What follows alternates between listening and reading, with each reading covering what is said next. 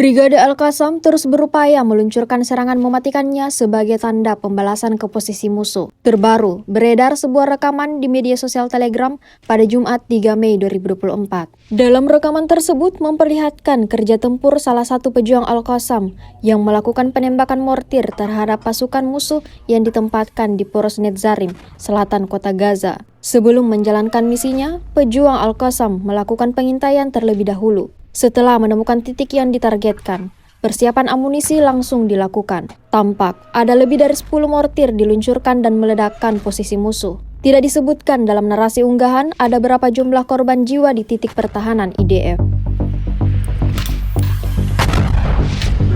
كتائب الشهيد عز الدين القسام تدب تحشدات العدو في محاور مدينة غزة وإن جهادنا ماض ومستمر وأن جدوى المقاومة مستمرة وإنه جهاد نصر أو استشهاد.